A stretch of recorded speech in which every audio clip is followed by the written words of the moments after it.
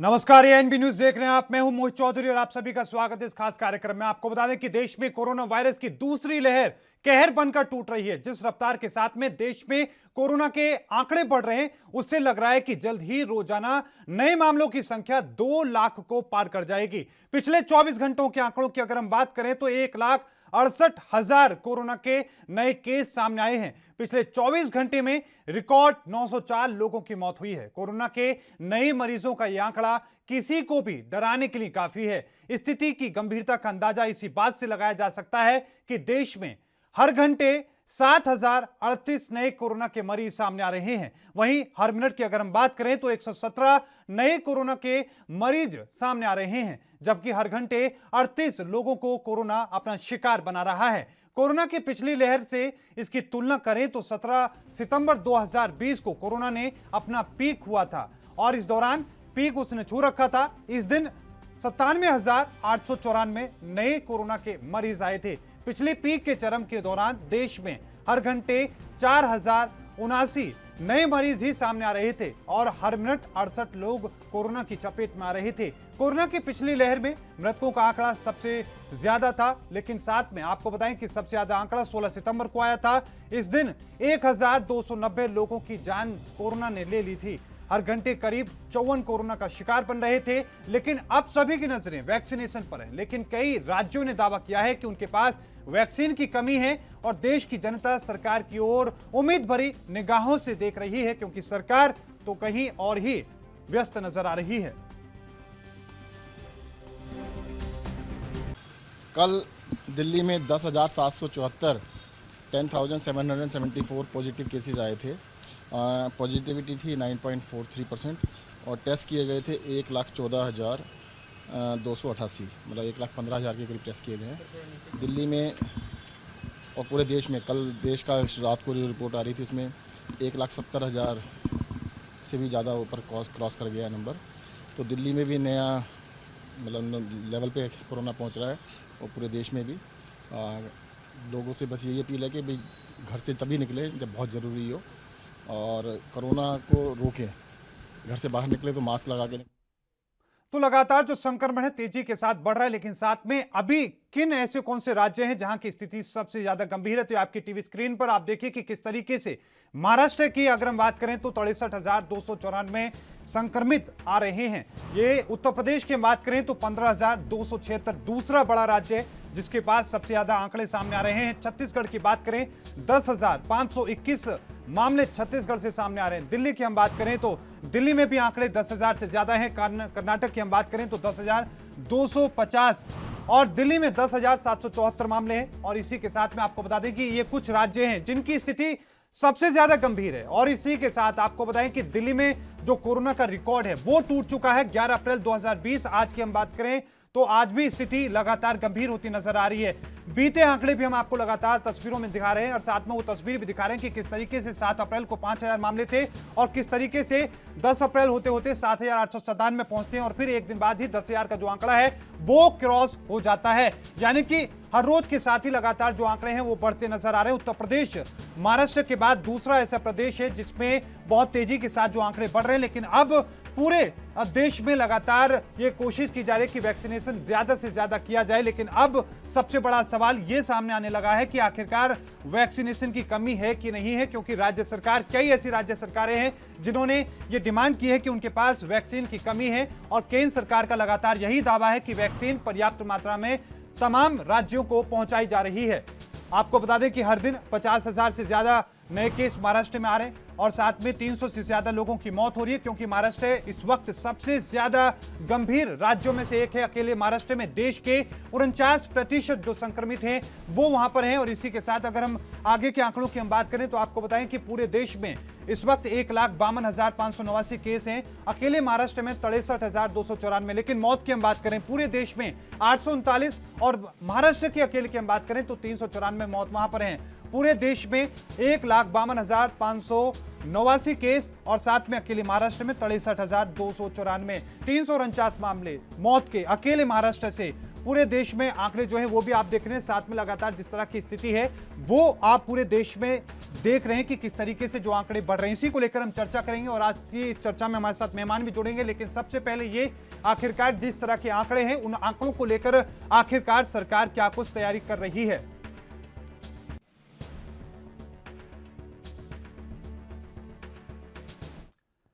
तो तमाम आंकड़े आपने देखे और समझ में आया होगा आपको कि किस तरह की स्थिति जो राज्यों के अंदर हो रही है, किस तरीके से देश में जो संक्रमण है वो बढ़ रहा है। इसी को लेकर हम चर्चा करेंगे। आज की चर्चा में हमारे साथ अश्वनी शाही हैं, बीजेपी नेता हैं, आपका बहुत बहुत स्वागत है। सुजाता पॉल हमारे साथ हैं, कांग्रेस नेता हैं, आपका भी मैम बहुत बहुत स्वागत है। सबसे पहले शाही साहब में रुख आपका करना चाहूंगा, लगातार आंकड़े बढ़ रहे हैं, सरकार पूछ रही है क्या कदम है उठाए जा रहे हैं सरकार के द्वारा, क्या तैयारी हो रही है? जी, देश की स्थिति को लेकर बहुत गंभीर है और देश में हर वो एहतियात के कदम उठाए जा रहे हैं, चाहे वो राज्य सरकारें हो या केंद्र सरकार हो। जी, अभी पिछले 3 दिन पहले माननीय प्रधानमंत्री जी ने पूरे देश के मुख्यमंत्रियों की एक बैठक भी ली और चीजों को राज्य सरकारों पर भी छोड़ा। क्योंकि देखिए मोहित जी, ये पिछले बार जो 2020 में हम लोगों ने कोरोना देखा, हमको कोरोना का कुछ पता नहीं था कि ये कोरोना होता क्या है, कैसे क्या चीज होती है। हमारे देश में न टेस्टिंग लैब थी, न कोई स्वास्थ्य सुविधाएं थी। लेकिन अब जो है चीजें स्वास्थ्य सुविधाओं से लेकर टेस्टिंग लैब से लेकर सभी चीजें अपग्रेड हो चुकी हैं। लेकिन फिर भी अभी हम जो है पूरे विश्व के तुलना में अभी भी कहीं ना कहीं पीछे हैं। लेकिन अब अचानक ये मामले बढ़े हैं तो सरकारों ने अपने हिसाब से, चूंकि एक तरफ से हम लोग टीकाकरण भी कर रहे हैं, दूसरे तरीके से उपचार भी कर रहे हैं और बड़ा ही दुखद विषय है, महाराष्ट्र में इस पर कोई राजनीति नहीं होनी चाहिए, लेकिन महाराष्ट्र जैसा प्रदेश पिछले 1 महीने से संक्रमण का मतलब भयावह रूप झेल रहा है। जो भी चीजें हैं केंद्र सरकार उस पर निरंतर नजर रखे हुए है और वहां के मुख्यमंत्री जी ने भी जो बेहतर करने की कोशिश हो सकती है वो कर रहे हैं। टीकाकरण, सबसे कहा गया इस समय टीकाकरण का उत्सव मनाया जा रहा है और 4-5 दिन का एक माननीय प्रधानमंत्री जी के आह्वान पर सारे प्रदेश में लगाया जा रहा है, टीकाकरण किया जा रहा है। अभी हम लोग हर तरह से देखिए, पहले हमारे पास जो अस्पतालों की जो कमी थी, अभी बीच में सब लोग क्या हुआ, एकदम से थोड़े से, मतलब पूरा तो मैं नहीं कहूंगा लेकिन थोड़े से आम जन की मैं बात कहूंगा कि सरकार के साथ मिलकर चलना होगा और सरकार के साथ कंधे से कंधा मिलाकर, हमको भी जरूरत ना हो सरकार बार बार सिर्फ यही कह सकती है कि आप घरों से न निकलें, प्रोटोकॉल का पालन करें, लेकिन आम जनमानस में एक चीजें होती हैं कि वो उस चीज को नहीं मानता। उसका एक दूसरा देखिए, आप सिर्फ आप हम आम जनमानस पर ही इसका ठीकरा नहीं फोड़ सकते हैं, इसको लेकर हम और भी आगे भी चर्चा करेंगे। लेकिन सुजाता पॉल मैम, मैं रुख आपका करना चाहूंगा, सरकार की तैयारियों से आपको क्या लग रहा है, क्या सरकार तैयार है? लेकिन साथ में एक सवाल ये भी कि वैक्सीन की कमी की जो बातें कही जा रही हैं, वैक्सीन की कमी है कि सरकार के साथ में आपके विश्वास की कमी है? सबसे पहले तो सरकार जिस तरह के कदम उठा रही है वो काफी नहीं है जी, क्योंकि देखिए बहुत ज्यादा सेंट्रलाइज करा हुआ है कि सब कुछ जो सेंटर बताएगा वो करेगा, वो किया जाएगा। और ये एक बहुत बड़ी मुश्किल है क्योंकि हर स्टेट की स्थिति अलग है, बिल्कुल। पहली बात। दूसरी बात ये कि जब हम महाराष्ट्र में देख रहे हैं इतने सारे केसेस हैं, तो हम ये भी देख रहे हैं कि बजाय इसके कि सरकार का सहयोग करे, वहां पे भारतीय जनता पार्टी किस प्रकार से सरकार गिराने की कोशिशों में लगी हुई है। और मैं इस बात का स्वागत करती हूँ जो अभी भाजपा नेता शाही जी ने कहा कि राजनीति जी नहीं होनी चाहिए और इसमें सहयोग किया जाना चाहिए।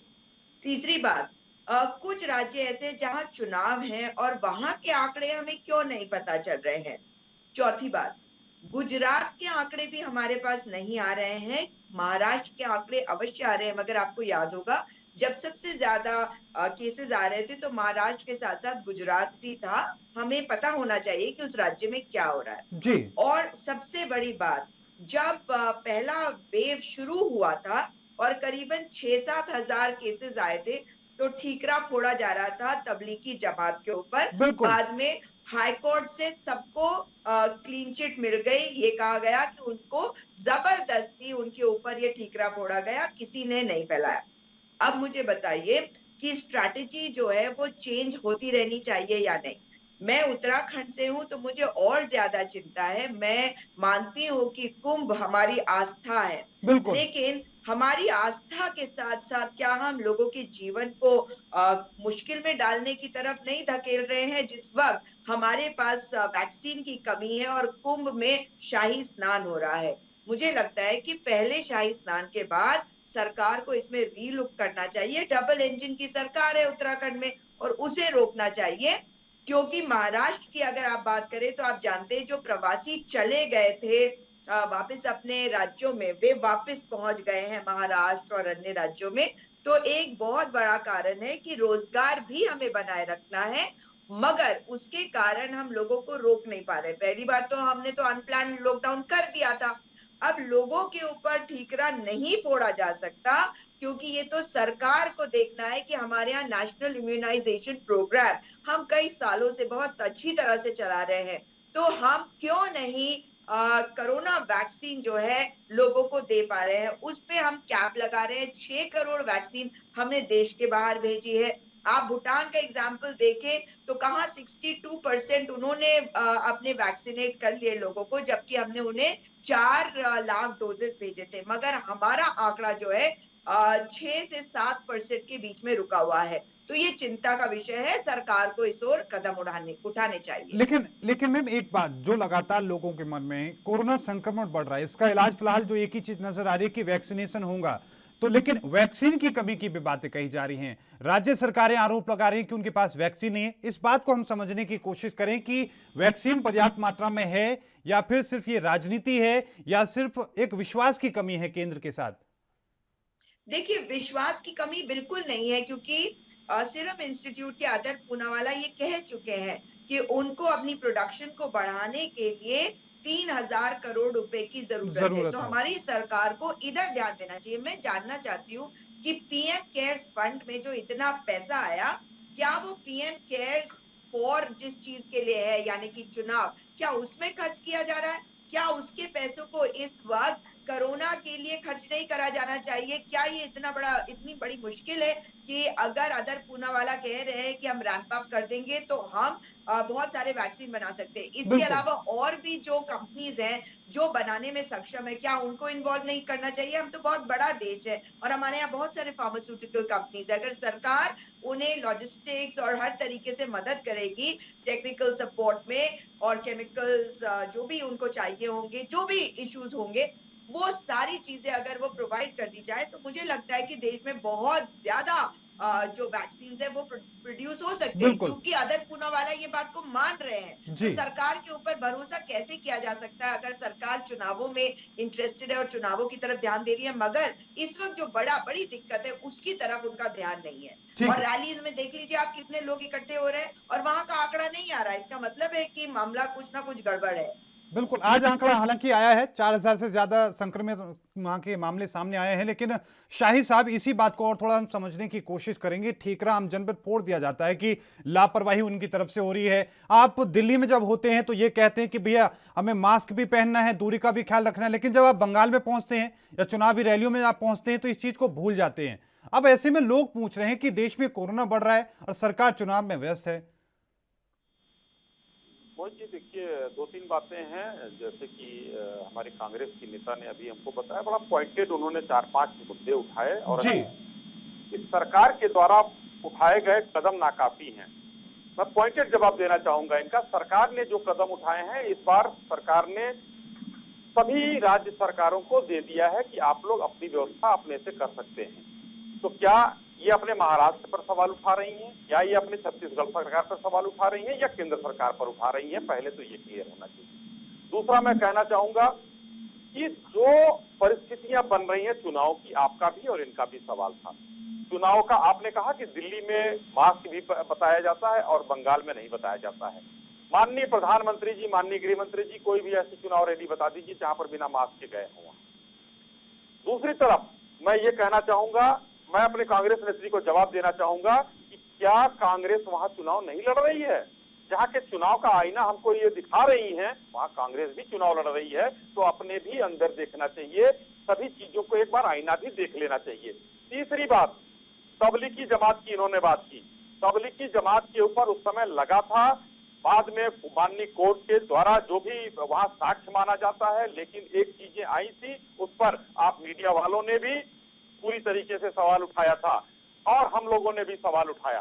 बाद में अगर माननीय न्यायालय को साक्ष्य नहीं मिले, वो मामला शांत हो गया। तो अब तबलीगी जमात का कोई मामला नहीं है। महाराष्ट्र में 50,000 से ऊपर केस आ रहे हैं। मैं सुजाता जी को बताना चाहूंगा, मैंने पहले कहा कि इस पर राजनीति नहीं होनी चाहिए, लेकिन बड़े प्यारे तरीके से उन्होंने राजनीति की। तो राजनीतिज्ञ है तो राजनीति करना ही चाहिए। देश की संवेदना से कोई मतलब कांग्रेस को कहाँ रहता है, रक्त रंजित इतिहास वाली पार्टी है। चौथी बात मैं बताना चाहूंगा कि अनप्लैन्ड लॉकडाउन इन्होंने कहा पिछली बार, अनप्लैन्ड लॉकडाउन। देखिए, मैं आपको कहना चाहूंगा कि भारत सरकार, और पहले भी मैंने ओपनिंग रिमार्क में अपने कहा कि जब कोरोना आया था तो हम लोग उसकी परिस्थिति से वाकिफ नहीं थे, हमारे पास कुछ नहीं था, तो हमको लॉकडाउन लगाना पड़ा। उसको अनप्लैन्ड कह रही हैं। लेकिन जब सरकार ने लॉकडाउन खोलने की बात की थी भारत सरकार ने, तो 4 राज्यों ने, जहां पर भाजपा की सरकार नहीं थी, पंजाब, छत्तीसगढ़, तेलंगाना, इन लोगों ने पहले लॉकडाउन बढ़ा दिया था। भारत की सरकार ने नहीं बढ़ाया। और आज अभी 1 महीने पहले अमरावती में 1 महीने 20 दिन के लिए या 10 दिन के लिए लॉकडाउन पहले महाराष्ट्र सरकार ने लगाया था। वो क्या प्लान था? देखिए, ये एक दूसरे के ऊपर चिकड़ा फोड़ने वाली नहीं बात होती है मोहित जी। ये मैं कह रहा हूं कि सबको इस समय कंधे से कंधा मिलाकर चलना चाहिए। इनके राजनेता भी चुनाव लड़ रहे हैं, वो चुनाव आयोग का विषय था। चुनाव आयोग ने अब सबको साक्षी किया है, अब सभी लोग मानेंगे, चाहे वो कांग्रेस हो या बीजेपी हो। नहीं, ठीक है, इस पे जवाब सुजाता पॉल जी भी देंगे। लेकिन एक बात यह कि सरकार में रहते हुए कम से कम जिम्मेदारी आपकी ज्यादा बन जाती है। सरकार में अगर आप हैं तो जिम्मेदारी आपकी ज्यादा बन जाती है। जब आप बच्चों से कह सकते हैं कि आप ऑनलाइन शिक्षा ग्रहण करें, तो आप रैलियों को भी इस तरीके से आयोजित कर सकते हैं। कम से कम एक कोशिश हो सकती थी। जी मैम। जी, एक लाइन और जी अगर इजाजत हो तो एक लाइन और मैं जी कहें। मैं अभी एक सवाल और उठा था वैक्सीनेशन का। वैक्सीन पर भारत सरकार के स्वास्थ्य मंत्री जी ने एक पूरा चार्ट दे दिया है सबको। हर स्टेट को 4 दिन 5 दिन की वैक्सीन सबके पास है। कोई नहीं कह रहा है, कोई मुख्यमंत्री नहीं कह रहा है कि मेरे पास 5 दिन की वैक्सीन नहीं है।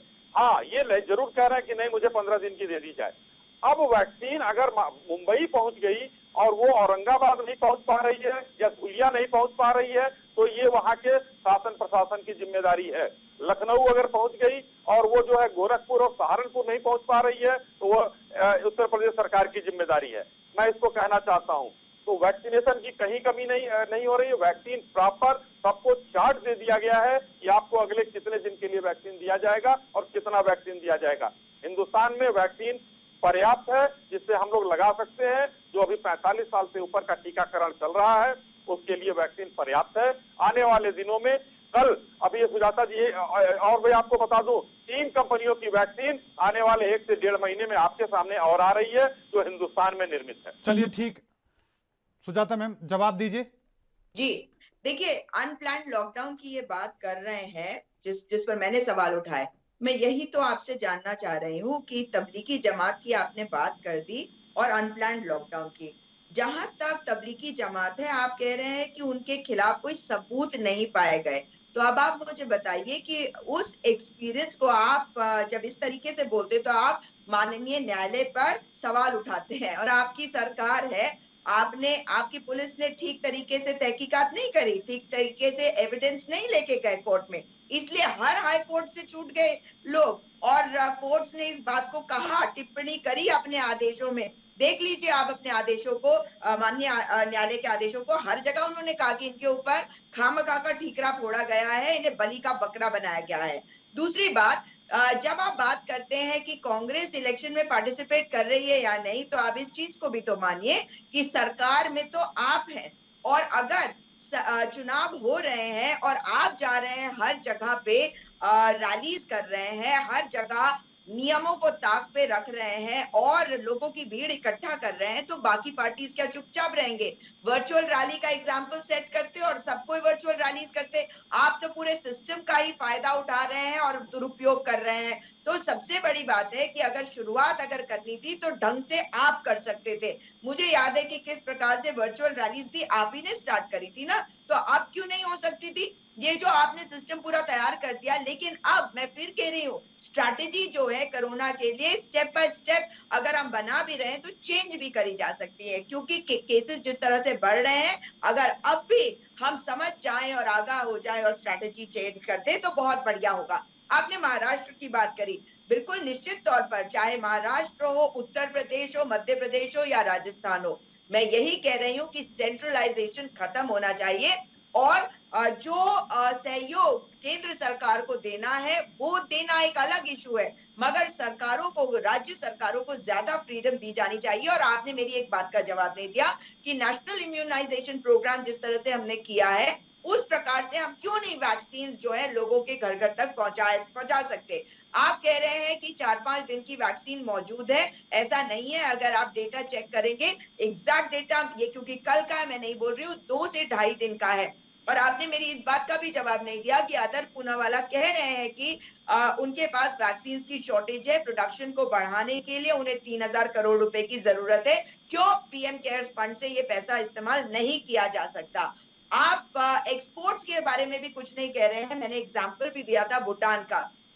इसके अलावा अगर आप देखें कि अमेरिका, कनाडा वगैरह वो पूरे दुनिया के लोगों से, दुनिया के देशों से वैक्सीन खरीद के होर्ड कर रहे हैं और हम उनको वैक्सीन दे रहे हैं, तो हमारे को अपनी स्ट्रैटेजी को रीफॉर्म करना पड़ेगा। और बिल्कुल। आखिरी बात, आपने अभी भी कुंभ के बारे में नहीं कहा। आपको मालूम है कि हरिद्वार में कोरोना विस्फोट हुआ है और आज से पहले मैं आपको बता दूं, जब पिछली बार पीक भी हुआ था तो देहरादून में सबसे ज्यादा कोरोना केसेस आते थे, लेकिन जिस तरह की भीड़ हम देख रहे हैं हरिद्वार में इस वक्त कुंभ को लेकर, वो चिंताजनक है। उस पे कोई स्ट्रैटेजी बनाई जानी चाहिए, क्योंकि धर्म तो तभी रहेगा जब लोग रहेंगे। अगर लोगों की आस्था है तो सरकार अगर एग्जाम्पल सेट करेगी तो लोगों को ज्यादा समझ में आएगा, क्योंकि हमने अवेयरनेस प्रोग्राम को कहीं ताक पे भी रख दिया है। हमें अवेयरनेस क्रिएट करते रहना पड़ेगा कि आप वैक्सीन लगा भी लेंगे तो भी आपको प्रिकॉशंस लेते रहने पड़ेंगे। इस ओर कोई कदम नहीं उठाए जा रहे हैं, केवल हम डिबेट्स में इस बात को कह रहे हैं कि लोगों को सावधानी बरतनी पड़ेगी। हमारी जिम्मेदारी है कि हम सब मिलकर जागरूकता अभियान चलाएं, क्योंकि हम लोग बाहर नहीं जा सकते, सरकार में आप है, इसलिए जरूरी है कि जागरूकता अभियान सरकार जो है इसमें फोरफ्रंट पे आके करे, ताकि हर जगह एडवर्टाइजमेंट्स हो, हर जगह लोगों को बार बार उसी प्रकार से आगाह किया जाए जैसे पहले किया जा रहा था। बिल्कुल शाही साहब, तमाम बातों का जवाब भी चाहिए, लेकिन साथ में क्योंकि जो कुंभ की बात लगातार सुजाता पॉल जी कह रही हैं, इसको लेकर लोग भी सवाल पूछ रहे हैं, क्योंकि तबलीगी जमात पर जिस तरह का ढिंढोरा पीटा गया था, चाहे आप मीडिया के द्वारा कह लीजिए या सरकार में बैठे कुछ लोगों के द्वारा कह लीजिए, बीजेपी के नेताओं के द्वारा कह लीजिए, लेकिन कुंभ पर जो शांति है, आलम यह है कि वहां पर कई जो संत हैं वो संक्रमित मिले हैं, और ऐसे में आपको नहीं लगता कि कोई कदम उठाया जाना चाहिए? अगर नहीं उठाते हैं तो क्या रमजान जो आने वाले हैं वहां पर भी ऐसी लापरवाही आप होने देंगे?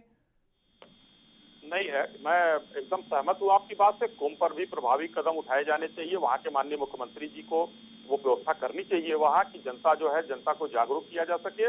और जहाँ तक जागरूकता फैलाने की बात है, मुझे नहीं लगता है कि भारत के हर कोई मीडिया चैनल ऐसा है कि जो अगर 24 घंटे में 10 घंटे कोरोना के ऊपर खबर न चला रहा हो।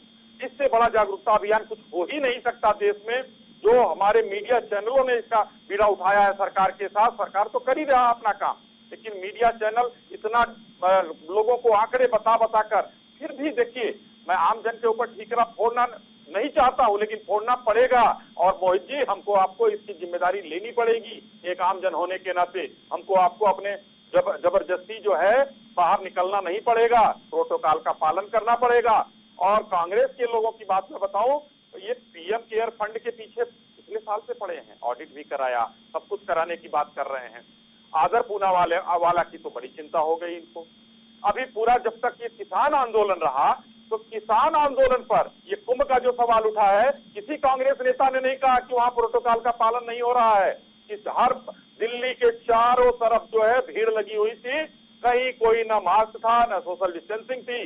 कांग्रेस के नेता वहां जा रहे थे, इनकी नेत्री प्रियंका जी, इनके राहुल जी वहां बैठकर लोगों के साथ सभा कर रहे थे, उस पर सवाल किसी ने नहीं उठाया। और आज हर चीज पर सवाल उठ रहा है।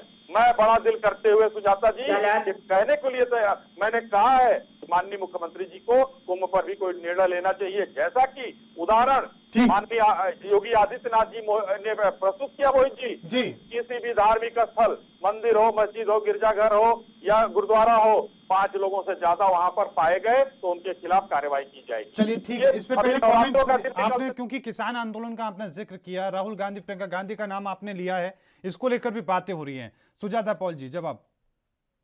देखिए, पहली बात तो किसान आंदोलन में आपने राहुल गांधी जी को कब देखा और प्रियंका गांधी जी को, ये जानना चाहती हूँ मैं। जिन रैलीज की आप बात कर रहे हैं गाजीपुर वो बॉर्डर किसान की आंदोलन से अलग राहुल है। गांधी जो और प्रियंका गांधी किसान गए थे, किसानों दिल्ली से के बात कर बॉर्डर रहे में थे। बैठे हैं वो क्यों बैठे हैं? अगर आप सचमुच में नहीं चाहते कि भीड़ इकट्ठी हो और कोरोना ना फैले, तो क्या ये जरूरी नहीं है कि इस वक्त सरकार इस तरह के कानून जी। जो पैंडेमिक की आड़ में ला रहे हैं वो ना लाते, और लाए भी हैं तो उसमें पीछे हट जाते। लेकिन जिद पर अड़ी सरकार जब तक अपने आप को पूरी तरह से खत्म नहीं कर लेगी बिल्कुल और अपनी पार्टी को खत्म नहीं कर लेगी, तब तक मानेगी नहीं। मानेंगे नहीं। आपको ठीक बता है दूं मैम, कि आखिरी कुंभ कमेंट के में रूप में अखाड़ा, क्या संदेश जनता को, आखिरी कमेंट।